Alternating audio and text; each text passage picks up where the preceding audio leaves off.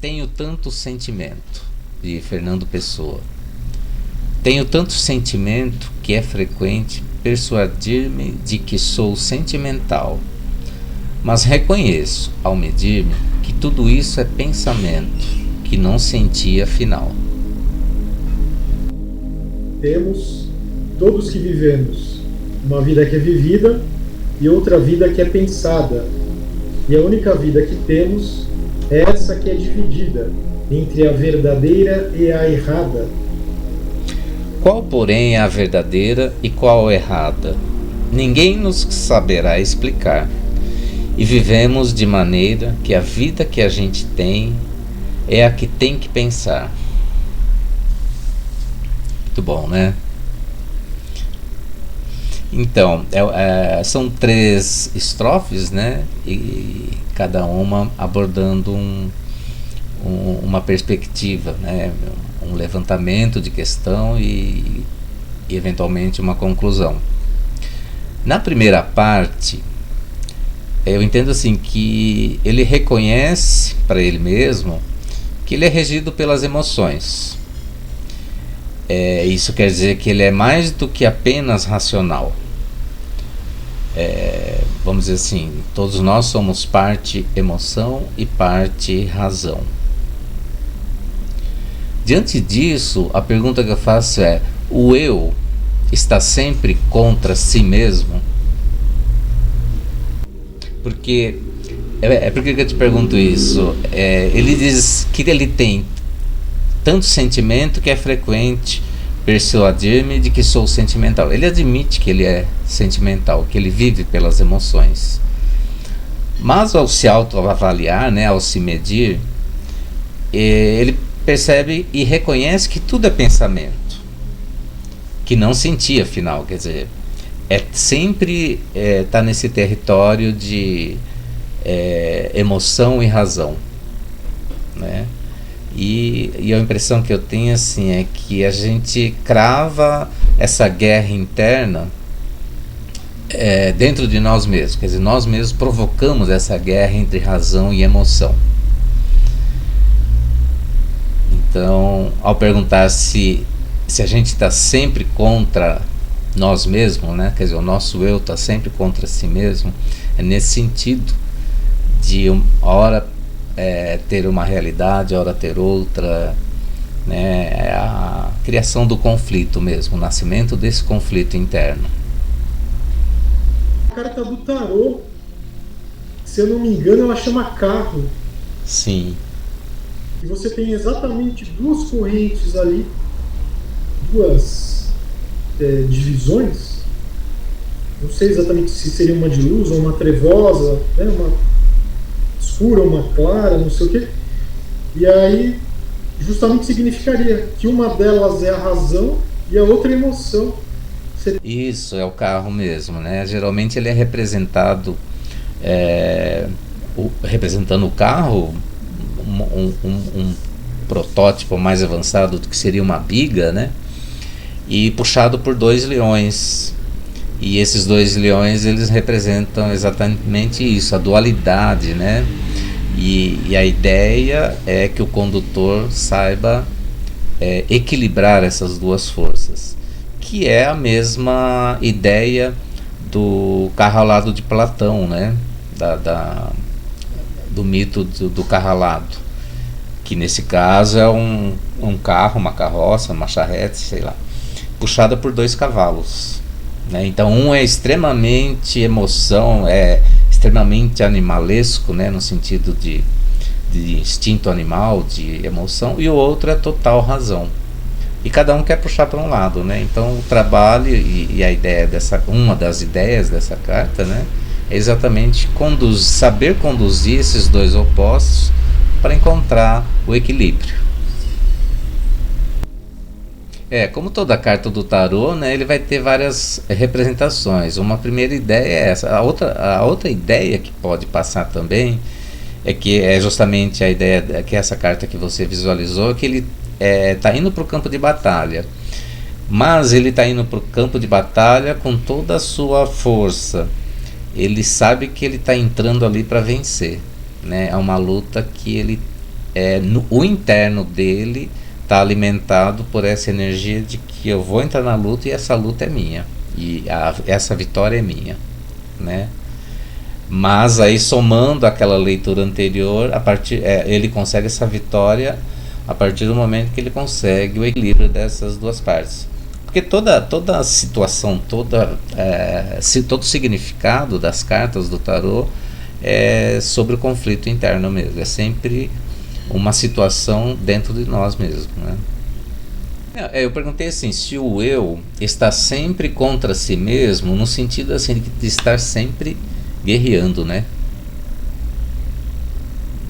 É sempre esses dois lados guiando. Que até a segunda questão que eu ia levantar para você, acho que até vem complementar como a própria poesia, né? A estrutura dela é de complemento um após o outro. Nessa segunda estrofe, deixa clara essa dualidade, essa oposição, né? Por um lado, a gente tem essa vida pensada, desejada, que até podemos fazer uma analogia com o paraíso, né? Onde tudo está perfeito, não tem conflito, está tudo ok. Então, por um lado, é essa vida desejada, pensada, essa vida do paraíso, e por outro lado, é a vida vivida, ou seja, é a vida como ela é, né? Não como a gente pensa ou deseja. Aí a pergunta, até para complementar a outra, é: viver nesse conflito, né, é viver no inferno? Ou seja, uma vez que, se a vida acontecesse tudo como nós desejamos e pensamos, é uma situação de paraíso, e nós não vivemos essa situação, e sim a situação do conflito. Então, o conflito é o inferno? Como você vê isso? Então, eu separaria. É como você bem firmou, né? A gente, em cada uma das estrofes, tem uma situação dual que ele mostra. Me parece que talvez essa situação dual aí na segunda estrofe, para depois tentar chegar na sua pergunta aí, né? A gente precisaria levar o fato enfim, qual seria a polaridade aí? A transcendência e a imanência, né? Essa questão da imanência é exatamente isso daí. É uma vida que ela tem que ser vivida, né? Assim, a substância, né, vital, né? Ao passo que a transcendência, ela teria aí um fim externo, mas esse fim externo digamos, sendo superior ao indivíduo, né? Então, seja essa questão da substância da vida, de vivê-la intensamente, ou seja, dessa busca por algo externo que supere a si próprio, é que eventualmente geraria uma situação de conflito. Eu não diria exatamente o inferno, né? Não sei se quando você perguntou se você empregou essa palavra, foi inferno que você falou? Isso. É isso mesmo. Porque eu fiz a referência de que você viveu uma vida desejada, né? Da maneira como a gente pensou, é como estar no paraíso, né? O paraíso não tem conflito, né? O paraíso está tudo certinho, tudo no seu lugar. Mas não é assim que acontece na vida. Então, em oposição a esse paraíso, viver nesse conflito, que é natural do ser humano, é viver no inferno. Ou seja, será que o inferno é sinônimo de conflito?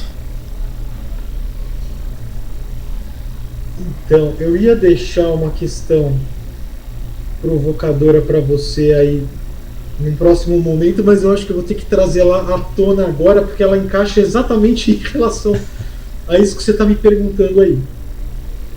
Porque se a gente der um tom para isso que você está perguntando, pelo viés nihilista, né, eu chamaria o nihilismo como aquele cara questionador, aquele cara que eventualmente ele não vai fechar sobre assunto qual for, né? Então existe um abismo lá na frente, aquele abismo fala para ele, né? E todas essas questões, na verdade, elas se fundamentam por quê? Né? Ele está tentando meio que descobrir a situação da existência dele próprio, né? Então, quando ele está buscando essa fundamentação e ele vai na substância essa que seria algo imanente, não transcendente, né? Porque assim, o transcendente, diferente do nihilista, ele diria, por exemplo, que poderia ser o sacerdote, poderia ser o cara que um cara de utopias, um cara sonhador, né? E aí esse cara com esses determinados fundamentos, de repente pode ser que ele esteja nessa busca pela existência, né? Essa existência como algo estando fora, e por algum motivo ele deixa de viver aquela vida substancial que ele apresenta naquele momento e vai criar determinadas ficções ou utilizar determinados subterfúgios, os quais, por exemplo, poderia ser a questão da religião ou a questão da espiritualidade, né? E aí é exatamente nesse aspecto que eu devolveria essa provocação para você. Então eu diria que realmente ela não seria esse inferno, né? Seria onde, aquela pergunta que a gente já se fez outras vezes, né? Onde a gente deixa a nossa consciência. Porém, o tom provocador, e aí a pergunta que eu te faço, né? Só um complemento, é o seguinte: porque me parece, né, entre essa oposição dessa segunda estrofe aqui que ele faz, entre o imanente e o transcendente, eu perguntaria para você se essa distinção ela se faz por meio de onde nós deixamos a nossa consciência, realmente significa que o atingir de algo transcendente, como valores religiosos, como valores da espiritualidade, seria exatamente uma fuga dessa característica de viver a vida como ela é.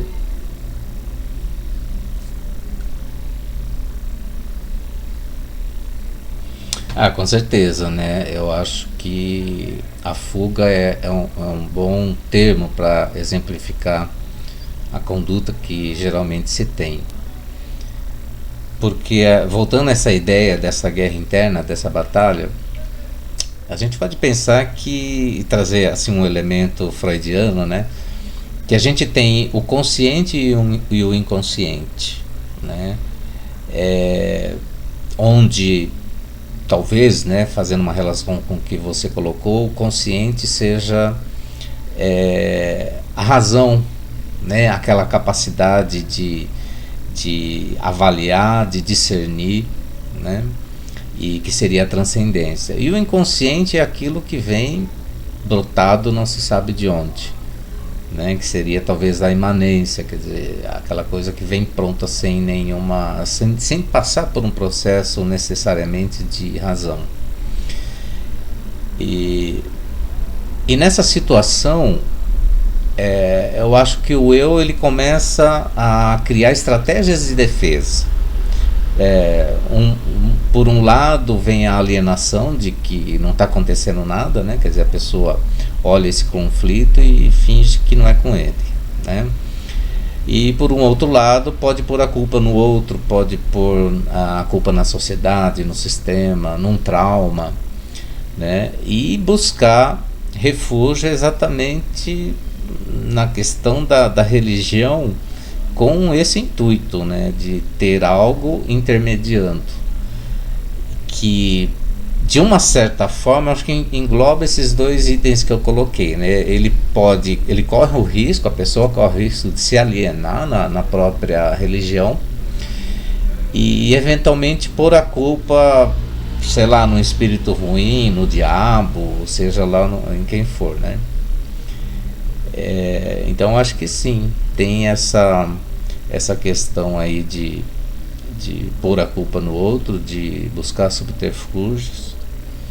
E aí eu te devolvo a pergunta, questionando o seguinte: como esse eu pode fazer um enfrentamento dessa questão? Ou seja, desse conflito, dessa fuga, né, desses subterfúgios. Como a gente vive uma realidade mais ou menos próxima, a gente tem esses encontros habituais, digamos que o meu conflito hoje ele seja exatamente esse. Por quê? Porque eu na minha vida toda, não diria na vida toda, né? Acho que faz aí uns 10 anos, que eu entrei muito nessa esfera transcendental, e hoje eu acho que eu estou começando a sair um pouco dessa seara da transcendência e entrar mais na imanência, né? E até, enfim, procurar vestir aí botas de chumbo e tentar viver a vida como ela é, né? Então, assim, por um determinado lado, né? Assim, se a metafísica ela é um pensamento mágico aí, né, como uma forma da gente elaborar e não encarar a vida como ela é. Por outro lado, existem determinados aspectos, né? Então, por exemplo, quando a gente vivencia, porque agora eu estou sendo bem assim da substância, né? Procurando retratar aqui bem o imanente, né? Então, a transição, eu acredito que ela esteja, pelo menos na minha personalidade, se dando mais ao imanente, né, em relação ao carpe diem e ao substância aqui da vida em si, né?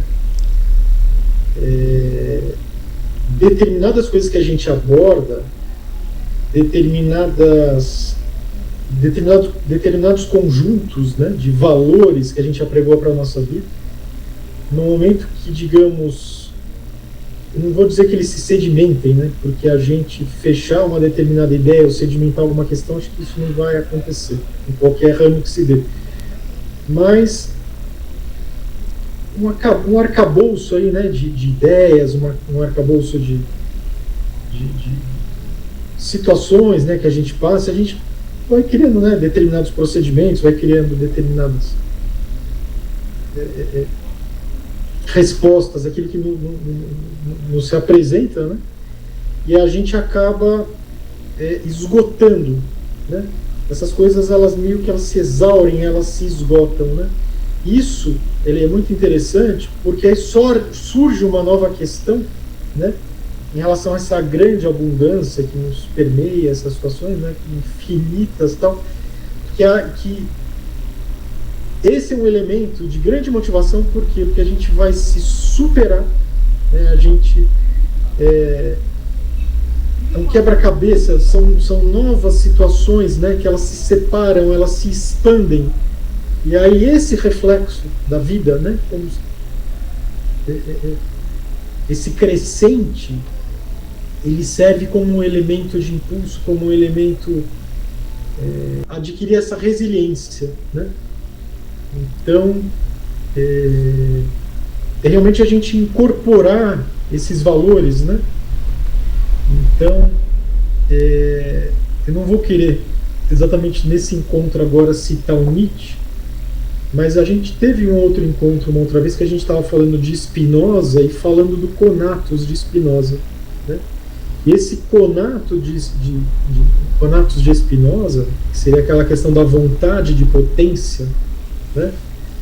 É a gente um pouco parar de ser reativo em relação às coisas e se apropriar daquilo que nos apresenta para impulsionar, né? Houve um agente de mudança, né? Que na filosofia a gente poderia utilizar como devir, né? Então houve uma apropriação, essa palavra é interessante, uma apropriação de valores que nos serviu para impulsionar, né? Se a gente fosse citar, por exemplo, Spinoza, seria a questão do conatos, né? E que a gente até... Uma vez você falou uma coisa interessante,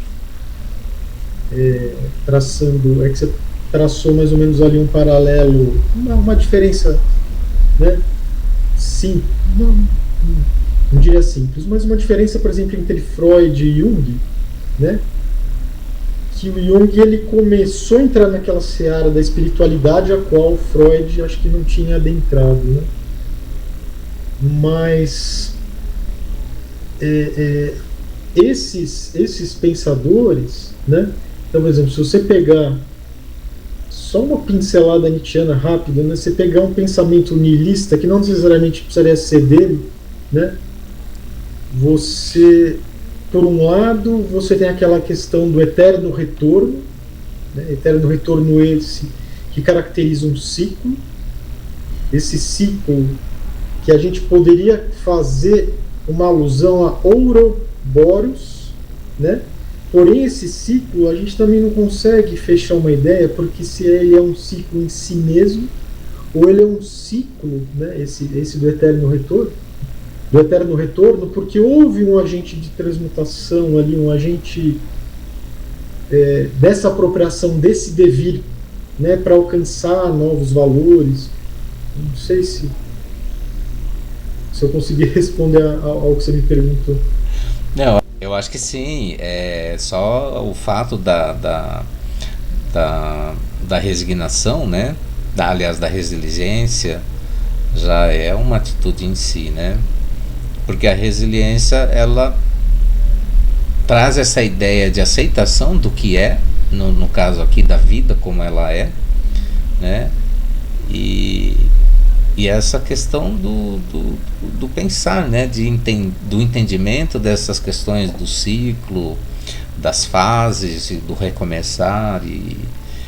E é o que eu acho que, por exemplo, como o Fernando Pessoa termina aqui, né? Quer dizer, ele diz que ninguém sabe qual é a resposta certa ou errada. E só nos resta pensar, né? Quer dizer, esse pensar pode levar a gente a entender que não é um simples pensar, né? É mais uma reflexão, uma meditação, né? Exatamente disso. É isso que você falou, Carpe Diem, tá? Hoje, o que eu tenho hoje é isso. E o que eu vou fazer com isso? Né? Eu lidar com a realidade, mas onde a razão, né, entre aspas, no sentido do pensamento, da meditação, da reflexão, venha trazer essa transformação, né, ou esse movimento de evolução, ou essa nova maneira de pensar, nova maneira de sentir, porque eu acho que exatamente esse cavalo negro é o cavalo com esse lado mais da emoção, né? Então a emoção, ela não tem controle, ela vem e acabou. E o cavalo branco é exatamente essa razão, mas essa razão em cima da vivência desse conflito, né? E buscando uma saída. Eu acho que deu para entender, sim. Eu acho que claro que cada um coloca de uma forma, mas eu acho que é isso aí. Essa terceira estrofe, se você me permitir, também vou fazer uma provocaçãozinha. E aí eu só começaria ressaltando um aspecto aqui. Só essa questão da primeiro verso, aqui a primeira, né? Que ele tem um tom maniqueísta aí, sabe? Um pouco aí. Não sei se entre o bem e o mal, mas né, o que é a verdade, né, o que é certo e o que é errado. Enfim, ele é todo polarizado, né?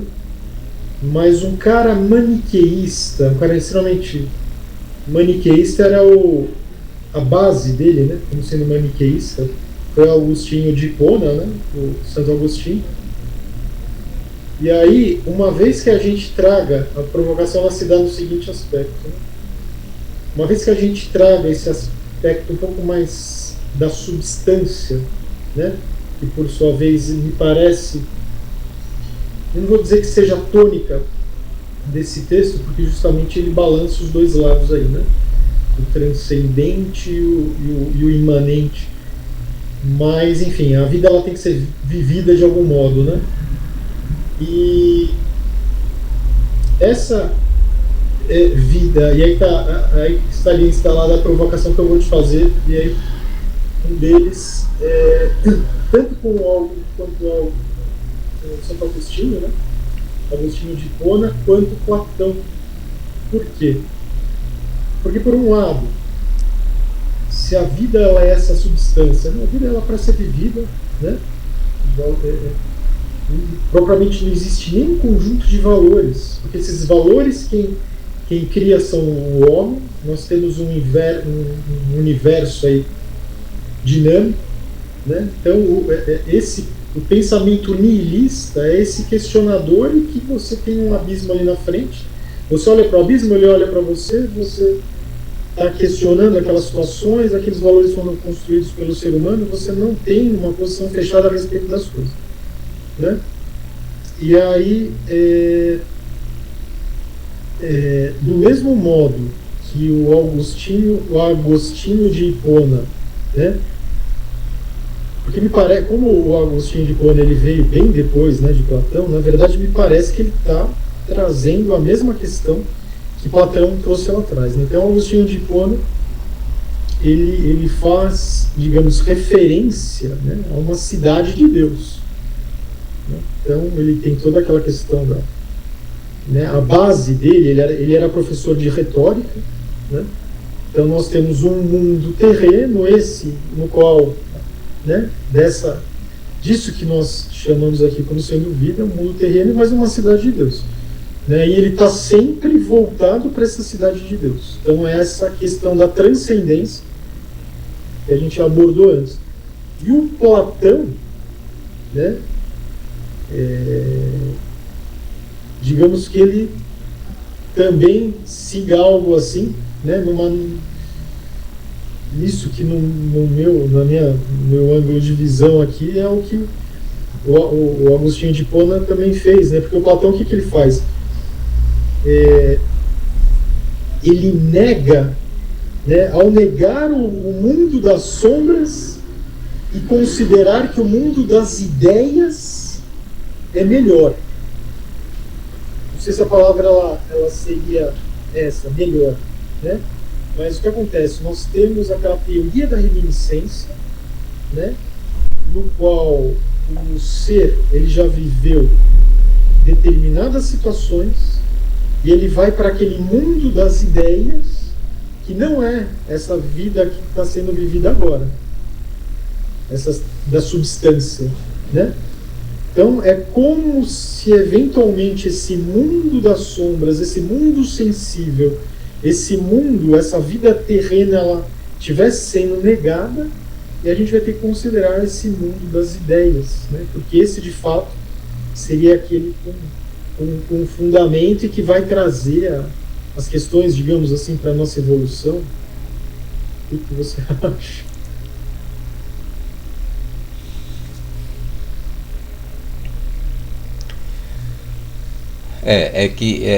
Você usou um termo, né, negar o mundo das sombras. Eu não sei muito bem o que você quis dizer com isso, né? Não sei se foi assim que ele direciona sempre para o mundo das ideias, né? Porque eu entendo que ele tinha a aceitação desses dois mundos, né? Quer dizer, ele parte da ideia que tudo vem do campo das ideias, quer dizer, tudo ocorre em cima dessa ideia. E existe, né, o mundo das sombras, né, com certeza, e é isso, eu concordo com você, assim, essa negação no sentido assim novamente, vamos dizer, são os dois cavalos, né? O cavalo negro seria esse mundo das sombras e o branco esse mundo das ideias, que vai nos remeter exatamente à palavra logos, né? No sentido da ideia, no sentido da palavra, né? Na palavra enquanto raciocínio, enquanto pensamento racional.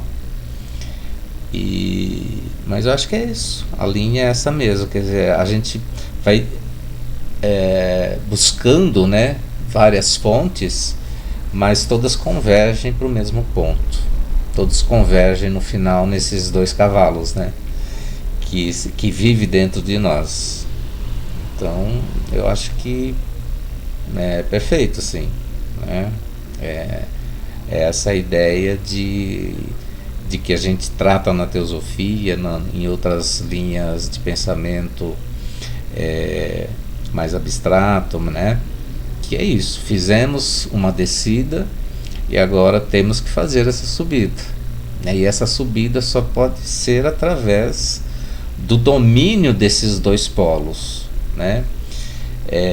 Por isso que me chamou um pouco a atenção esse termo de negar as sombras, porque como aqui diz, né, não dá para a gente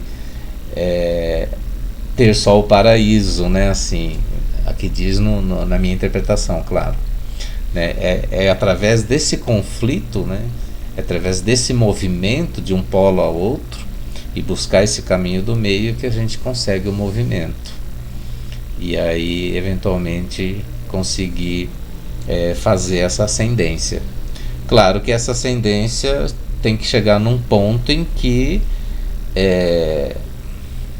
vamos pensar assim, o cavalo negro tem que se tornar um cavalo branco, né? Para a gente seguir com dois cavalos brancos, né? Mas aí acho que está muito longe ainda para nós. Vai ser lá na tríade superior, né? Ao lado de Buda, por aí vai. Mas é isso, eu acho que perfeito. A ideia é essa mesmo.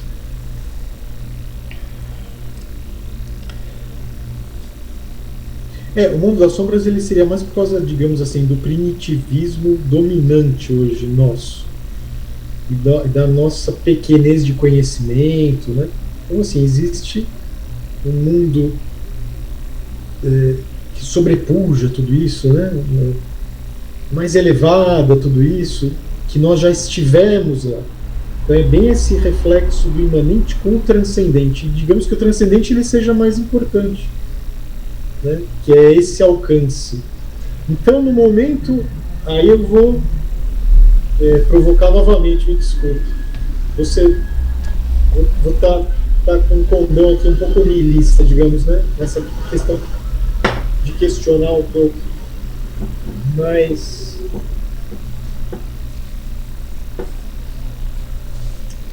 uma vez que a vida ela tem que ser vivida, né? A gente tem esses exemplos, né? Essas pessoas, os contatos, a vida como ela é, como elas nos apresentam. Qual seria, de fato, a importância, não diria preocupação, né? Mas a importância da gente pegar esses fundamentos aí milenares, né, que os teósofos trouxeram lá dos indianos e dos hindus, que classificaram, né, esse ciclo de samsara e essa questão dessa subida. Uma vez que a vida hoje ela é muito isso, né, a vida para ser vivida, né? Então esses fundamentos um pouco o esotérico com S, né? Não diria o esotérico com X, mas o esotérico com S. Qual a importância do esotérico com S hoje nas nossas vidas? Uma vez que a vida ela tem que ser vivida. Eu não consigo diferenciar assim a importância hoje do ontem, né? Ou do passado. Acho que a importância ela é a mesma, assim, é aquela importância no qual podemos dizer assim que é a nossa missão de vida, é a nossa missão enquanto humanos, né? Enquanto terrenos, enquanto matéria física. É uma importância de sempre, né? É uma importância de sempre que permeia aí a nossa destinação, vamos pensar assim, né? O grande problema, ao meu ver, é exatamente esse despertar,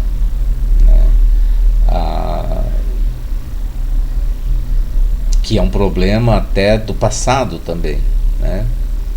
E, quer dizer, como trazer essa ideia do despertar, essa ideia do querer fazer essa ascendência.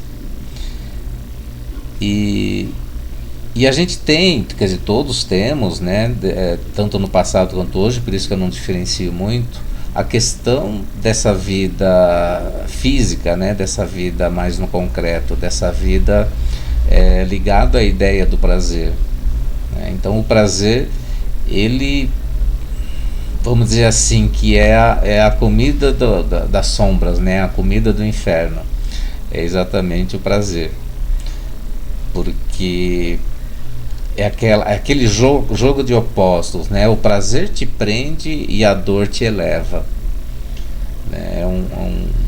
É o grande conflito, no fundo, eu acho, né? Por um lado, você tem a dúvida de que possa existir outra vida. Então, já que eu vou ter um final, deixa eu curtir a vida ao máximo, né?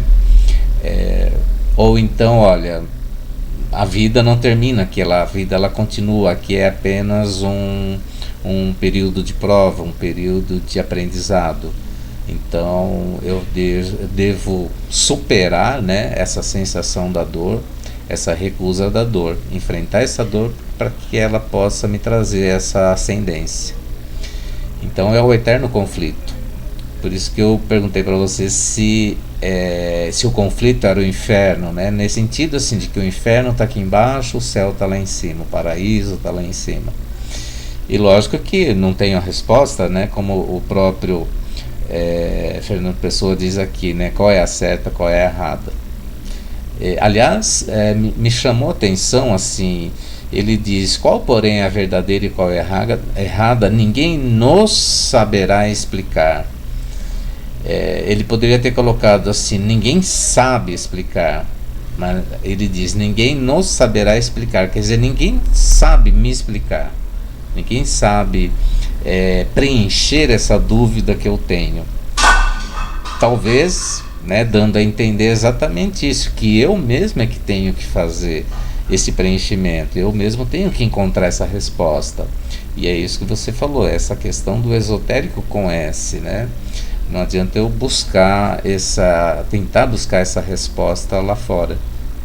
Tem que buscar dentro de mim mesmo. Então, eu acho que é isso, né? É a importância de sempre, né? De fazer esse caminho de volta para casa, de volta a essa espiritualidade maior, né? De novo encontrar essa onisciência, nessa unificação e tudo mais. Aí eu te devolvo a provocação dizendo o seguinte, perguntando o seguinte: você acha que antes, num passado mais remoto, onde a religião ou a espiritualidade era até certo modo temida, né? Em função de um castigo, no caso da religião ocidental, ou até mesmo da plena consciência mais abrandada, da busca do eu, né, das linhas de pensamento orientais.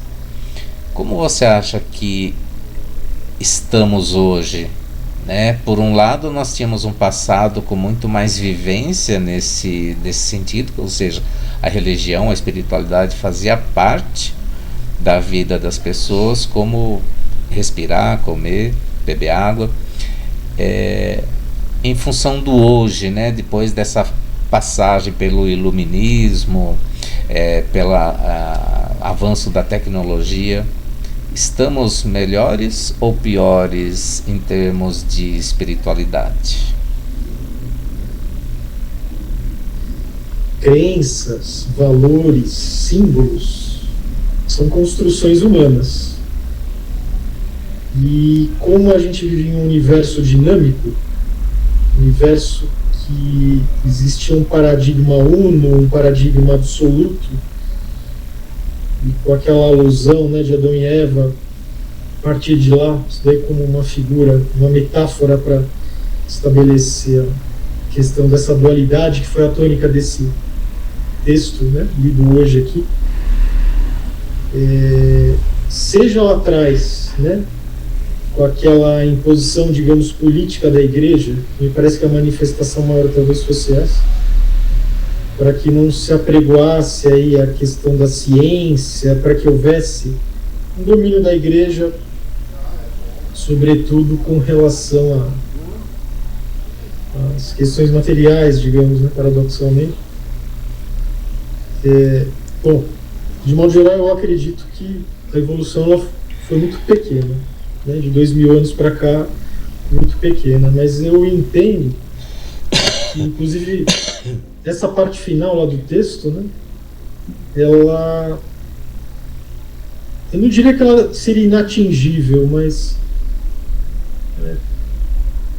realmente no momento aí, né, num lugar, num momento aí muito distante, porque a partir dessa quebra do absoluto, da formação dessas polaridades, que elas serviram para justamente os seres, de algum modo, aí, procurarem criar autonomia, né? Porque a luz da espiritualidade, digamos assim, não queria usar essa palavra, né?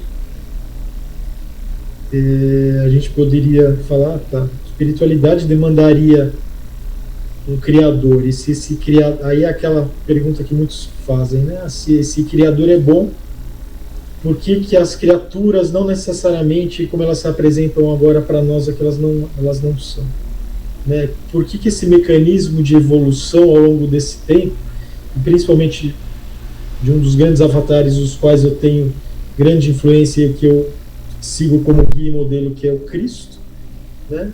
De 2000 anos para cá, eu acho que a gente evoluiu muito pouco. Mas essa questão de crenças, valores, mitos e símbolos, se quiser até falar um pouco sobre Jung, elas são construções humanas, são valores, são mutáveis. Então antes existia um castigo por conta de uma igreja que tinha determinados propósitos, queimavam-se as pessoas.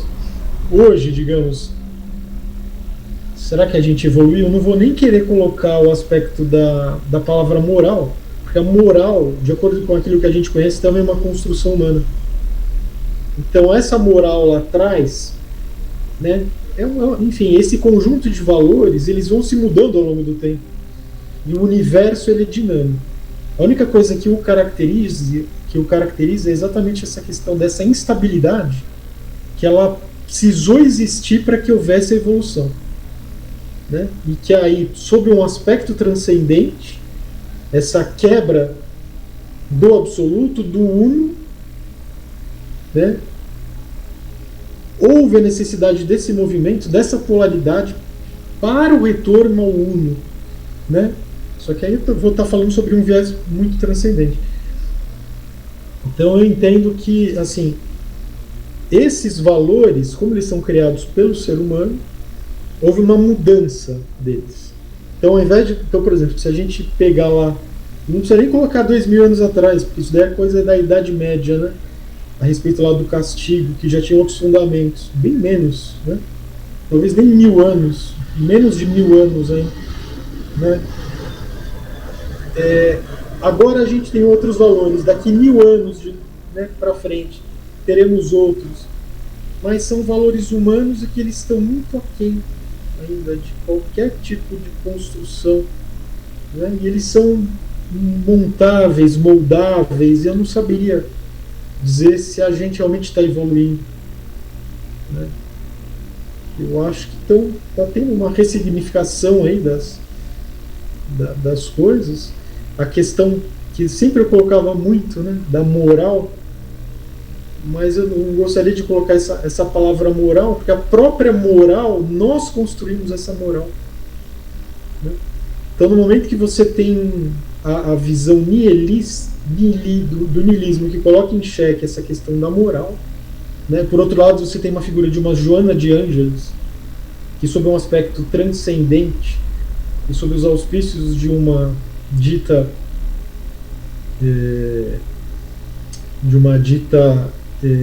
espiritualidade maior, que para nós é um aspecto transcendente, né? Eu acho que assim, no andar da carruagem, o que fica, né, seja numa conversa entre pessoas, seja na leitura de um livro, exemplos de vida que você tenha, né, ouvir né, esses exemplos que nos cercam, é tentar depreender por meio daquela experiência que você teve, que pode ser uma experiência sensorial. Quando digo sensorial, é por meio de um desses sentidos que a gente tenha, ou algo diferente disso. Eu não saberia precisar, mas aí extrair daquilo lá e falar, puxa, eu acho que eu consegui aprender alguma coisa, né? E aí isso aí realmente seria um passo à frente. Mas eu estou, digamos assim, um pouco mais cético, um pouco mais pragmático com relação a essas construções, apesar de milenares e apesar, digamos, de terem vindo de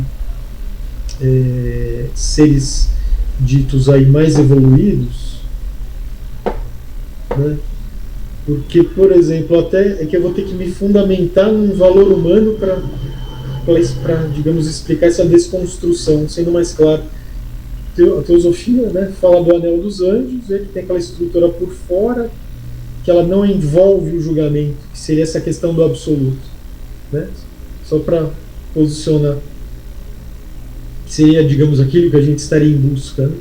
Só que com essa vida imanente, essa busca, além dela estar muito longe, apesar dela ser importante, né, ela também constitui valores criados por seres. Então eu não sei, né? Isso daí ele já envolve, isso daí está impregnado de um julgamento, né?